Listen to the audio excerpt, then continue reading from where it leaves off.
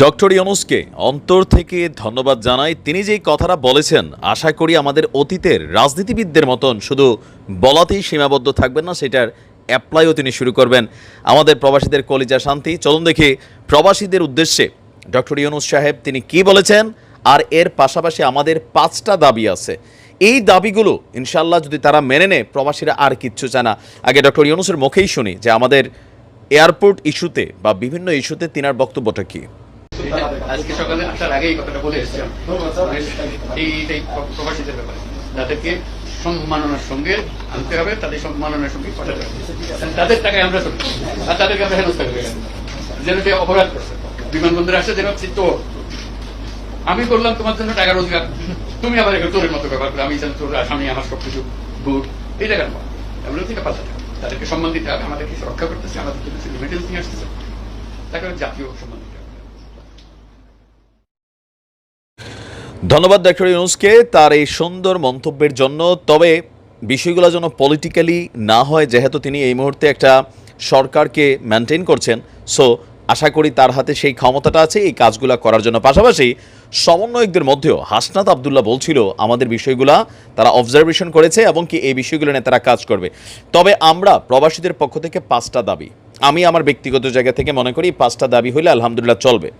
প্রথম দাবি, বাংলাদেশে যে ভিসা সিন্ডিকেট আছে, যেমন পৃথিবীর অনেক দেশ খুবই স্বল্প মূল্যে সরকারিভাবে ভিসা দেয়, পাশাপাশি বেসরকারিভাবেও ভিসাগুলোর মূল্য খুব বেশি না, কিন্তু সিন্ডিকেটের কারণে এই ভিসাগুলো একটা অতি উচ্চ মূল্য হয়। সেই প্রথম সেটাকে ভাঙতে হবে, এটা হচ্ছে প্রথম দাবি। নাম্বার 2, প্রত্যেকটা প্রবাসী যারা অ্যাজ এ রেমিটেন্স যোদ্ধা, সিটিজেন নাই, সিটিজেনওয়ালার হিসাব আলাদা, তারা ওই দেশের নাগরিক নিয়ে আনিছে, যারা রেমিটেন্স যোদ্ধা তাদের প্রত্যেকের যে প্লেন ভাড়া, সেই প্লেন ভাড়াটা প্রথম দাবি হচ্ছে ন্যায্য এবং যৌক্তিক যেটা, সেইটা রাখতে হবে। আর ওইটার মধ্যে 50% ভর্তুকি দিতে হবে। কারণ কি, আমরা বিদেশে গিয়া দেশের অর্থনীতির চাকা ঘুরাই, আর বাংলাদেশে হয়তো হাতে গোনা কয়েকজন রাজনীতিবিদ, হাতে গোনা কয়েকজন কর্মী তারা দেশের জন্য কাজ করে, বাকিরা কিন্তু প্রবাসীদের পাঠানো এই টাকা, এই রেমিটেন্স যখন রিজার্ভ আকারে ধারণ করে, সেইটা কি বিভিন্নভাবে লুটপাট, তারপর হচ্ছে মানি লন্ডারিং, বিভিন্ন কিছু করে গত 53 বছরে এই খেলা চলেছে,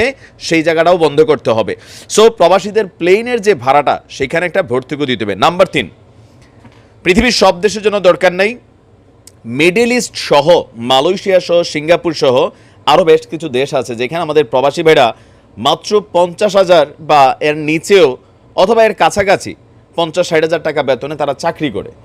ওই মানুষগুলা যদি কেউ প্রবাসে মারা যায়, তাহলে তাদের লাশটা বিনামূল্যে সরকার বাংলাদেশে পৌঁছে দিবে।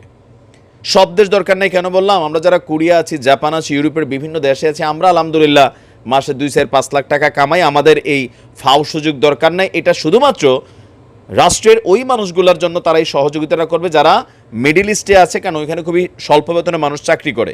সো এটা আরেকটা দাবি। নাম্বার 4, আমাদের প্রবাসীরা যখন আমরা বাংলাদেশে যাই, আমাদের পাসপোর্ট অনেক সময় সংশোধন করতে হয়, এনআইডিতে সমস্যা থাকে, জন্ম নিবন্ধনের কাজ করতে হয়, প্রত্যেকটা জায়গায় আমাদের কিছু থাকে। খুবই অল্প সময়ের জন্য আমরা প্রবাস থেকে দেশে যাই, এর মাঝখানে গিয়া হয় কি, এই ধান্দাবাজি 2 নম্বরের সিন্ডিকেট বাটপাড়ির কারণে একটা কাজে আমাদের লম্বা সময় ডিস্টারবেন্স হয়, অনেক প্রবাসী সময় মতো যাইতেও পারে না। সো এই ক্ষেত্রে প্রত্যেকটা থানা, উপজেলা, ইউনিয়ন, জেলা, সিটি কর্পোরেশন, প্রত্যেকটা জায়গায় প্রবাসীদের জন্য আলাদা একটা হেল্পিং ডেস্ক থাকতে হবে, যেখানে গেলে প্রবাসীরা অতি দ্রুত তারা তাদের সার্ভিসগুলো পাবে, এটা নিশ্চিত করতে হবে।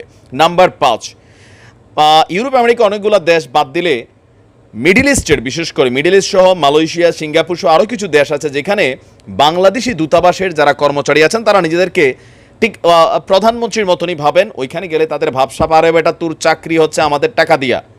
তো এদেরকে জবাবদিহিতার আওতায় আনতে হবে।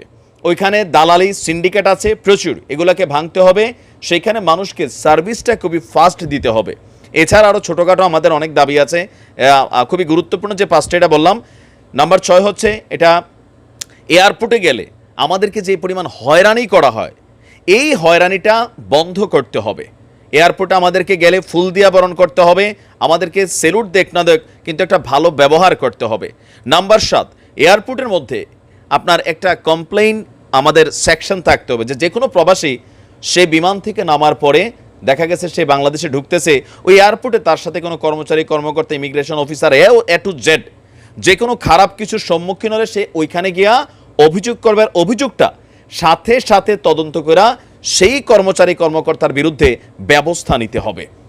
দিন শেষে আমরা মনে করি যে আরও অনেক কিছু হয়তো আমাদের চাহিদা আছে, সব তো পূরণ করা সম্ভব না, বাট এই জিনিসগুলা খুবই মেজর।